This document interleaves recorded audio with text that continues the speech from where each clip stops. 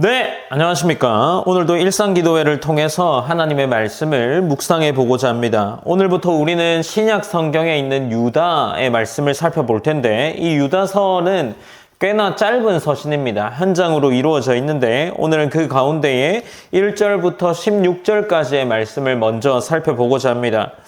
유다의 내용은 굉장히 짧은 메시지이지만 꽤나 담겨 있는 메시지는 도전적입니다. 유다서는 교회 안에 스며든 왜곡된 거짓된 신앙을 향한 강한 경고의 메시지를 보내고 있습니다. 동시에 성도들이 어떤 태도로 그 믿음을 지켜나가야 하는지에 대한 것을 가르쳐주고 있죠. 우리가 이 유다서의 내용을 살펴볼 때 우리의 신앙을 다시 점검하는 그런 시간이 되길 원합니다. 유다서를 이야기하기 위해서는 아주 간단한 개론들을 언급하는 것으로 시작하려 하는데, 이 서신의 저자는 예수 그리스도의 종이요 야고보의 형제인 유다라고 소개를 합니다. 일반적으로 예수님의 육신의 형제였던 그런 인물인 거죠. 유다서의 특징은 우리가 앞서 살펴보고 있는 야고보서와 마찬가지로 특정 지역 교회를 향한 서신이라기보다 보다 넓은 범위에 해당하는 성도들을 향한 서신으로 생각해 볼 수 있습니다. 특히 이 기록 목적은 분명하게 밝혀지는데, 이후에 한 번 더 살펴보겠지만 초대 교회 안에 들어온 거짓 교사들과 그들의 왜곡된 가르침을 경계하도록 하기 위함입니다.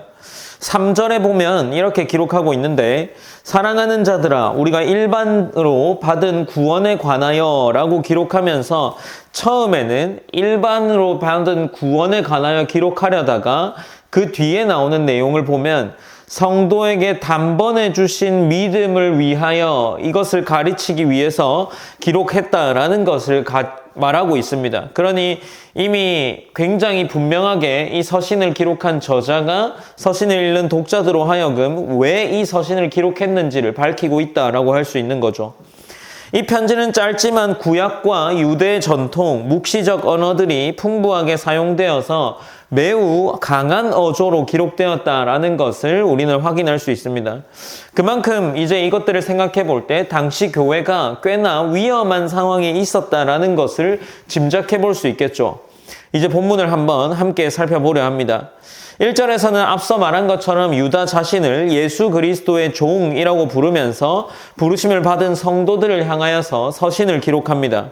그는 성도들을 향해서도 동일하게 부르심을 받은 자요 하나님 아버지 안에서 사랑을 얻고 예수 그리스도를 위하여 지키심을 받은 자라고 정의하고 있습니다. 그것이 1절에 기록되어 있는 구절들인데, 이 세 가지의 표현은 성도의 정체성을 분명하게 보여줍니다. 성도는 우연히 모인 사람들이 아니라 하나님의 부르심 안에 있는 존재다라는 것을 이야기하죠. 그러면서 또한 이어서 사랑을 얻고 라고 기록하는데, 사랑을 받는 자이자 보호받는 자라는 것을 이어 말하고 있습니다.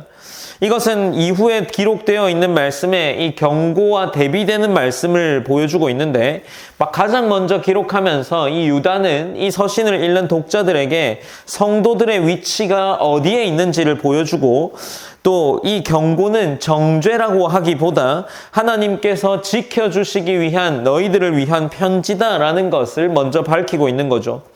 2절에서는 유다는 성도들에게 긍휼과 평강과 사랑이 풍성하기를 축원합니다. 이 축복의 순서도 꽤나 중요하게 생각할 수 있는데, 긍휼이라는 것은 무엇입니까? 연약한 자들을 위한 하나님의 자비라고 이야기할 수 있습니다. 평강은 하나님의 관계 안에서 오는 평안과 질서가 되겠죠. 그리고 사랑은 공동체 안에서 드러나야 할 삶을 보여주고 있는 겁니다. 그렇다면 지금 2절에서 말하는 이 인사 가운데 긍휼과 평강과 사랑이 너희에게 더욱 많을지어다 라고 이야기하는 것은 1절에 이어서 다시금 이 성도들에게 중요한 것이 무엇인지 이야기하는 거죠.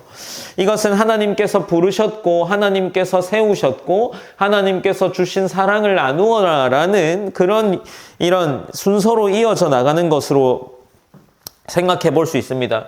이제 본문은 이어서 본격적으로 이 목적을 이야기하고 있는데, 기록 목적을 이야기하는데 앞서 이야기한 것과 동일합니다. 3절에서는 유다는 이 편지를 쓰게 된 서신의 목적을 분명하게 밝힙니다. 앞서 말한 대로 일반으로 얻은 구원에 대해서 쓰고 싶었지만 그렇지만 긴급한 상황 때문에 목적을 바꾸어서 기록한다라고 이야기하면서 그 긴급함에 대한 이유는 성도들에게 한 번 전달된 믿음을 위하여 힘써 싸우라라고 권면해야 했기 때문입니다. 한 번 전달된 믿음은 어떤 내용입니까? 추가되거나 수정될 수 없는 복음의 핵심에 대한 내용을 가리키겠죠. 믿음은 시대에 따라 바뀌는 유행과 같은 것이 아닙니다. 하나님께서 이미 완성하시고 이 교회와 성도들에게 맡기신 진리인 거죠. 유다는 성도들이 이 믿음을 수동적으로 보관하는 데 그치지 말고 적극적으로 지켜내야 한다라는 것을 강조하고 있는 겁니다. 그러니 지금 유다의 말을 생각해 보면 이 신앙이라는 것은 우리가 믿게 된 이후에 가만히 있는 것이 아니라 싸워야 한다. 싸움의 영역에 속한 것이다라는 것을 분명히 하고 있는 거죠. 이제 4절에서는 문제의 핵심이 드러납니다. 어떤 사람들이 몰래 들어와서 공동체 안에서 활동하고 있다라는 거죠. 이들은 하나님의 은혜를 방탕으로 바꿉니다. 우리의 유일한 주권자이신 주 예수 그리스도를 부인하는 자들인 거죠.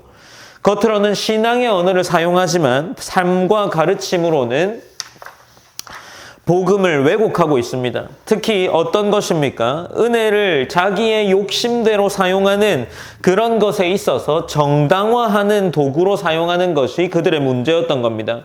이는 행위로 구원을 얻는다라고 말하는 우리가 익히 하는 율법주의보다 어쩌면 율법주의만큼이나 위험한 왜곡이 되는 거죠. 은혜는 죄를 가볍게 여길 수 있도록 도와주는 무언가 자격이 아닙니다. 죄로부터 떠나게 하는 것이 은혜의 능력인 거죠.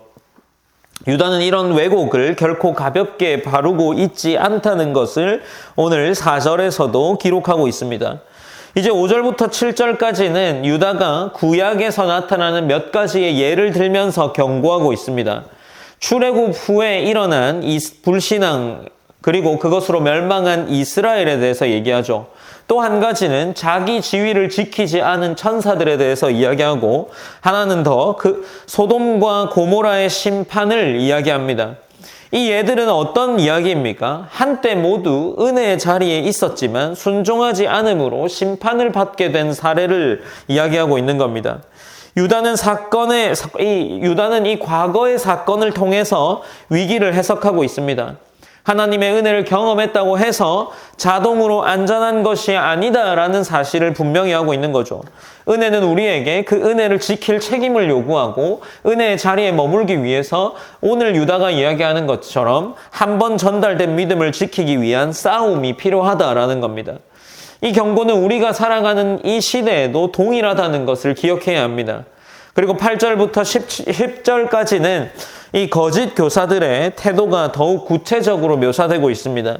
이들은 육체를 더럽혔고 권위를 멸시합니다. 그리고 영광 있는 자들을 비방하죠. 유다는 심지어 천사장 미가엘조차 모세의 시체를 두고 마귀와 다툴 때 함부로 정죄하지 않았음을 언급합니다. 이는 교만한 말과 자기 확신으로 가득 찬 태도를 강하게 비판하는 대목입니다.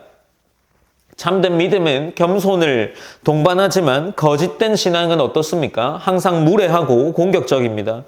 유다는 이들이 알지 못하는 것들을 비방하고 본능에 따라 살아간다라고 경고하고 있습니다.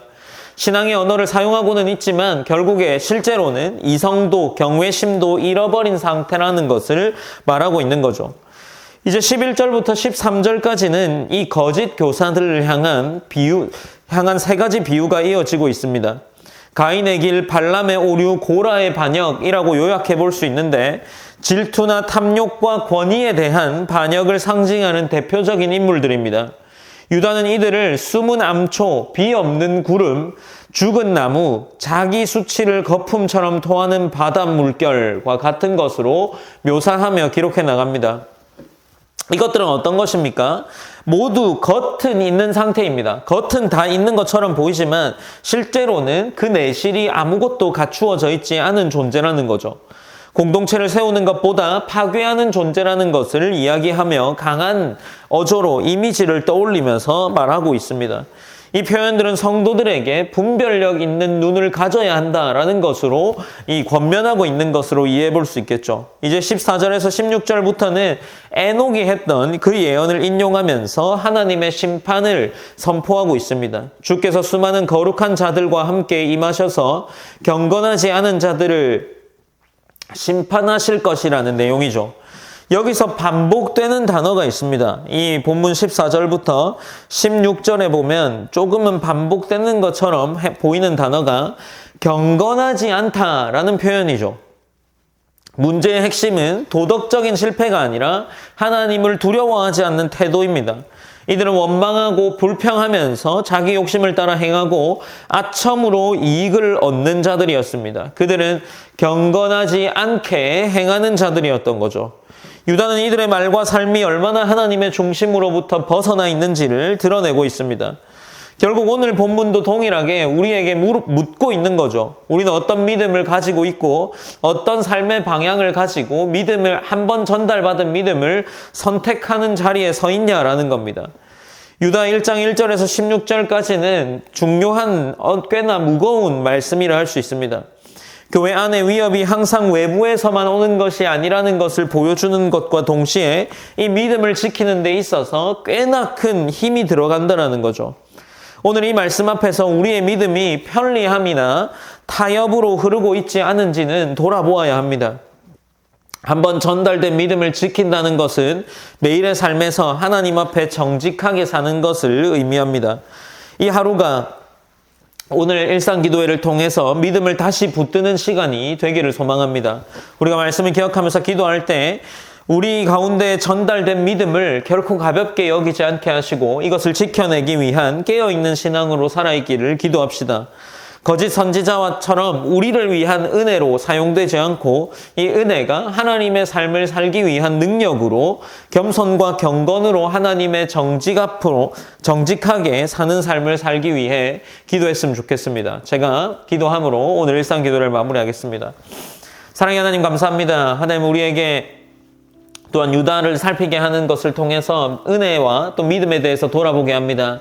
하나님 우리에게 주어진 이 믿음이 거저 주어졌으나 우리가 값 없는 것처럼 사용하지 않게 하시고 하나님 여기 나오는 거짓 교사처럼 그러한 삶이 우리의 은혜로 가는 은혜가 우리가 거짓 교사들의 삶으로 가는 방향이 되지 않게 하여 주셔서 하나님을 향한 더 올바르고 올곧은 마음이 우리 안에 자리 잡고 그것으로 말미암아 하나님을 향해 더 바르게 나아갈 수 있도록 하나님이 인도해 주는 은혜, 그것이 우리의 은혜가 될 수 있도록 인도하여 주시옵소서.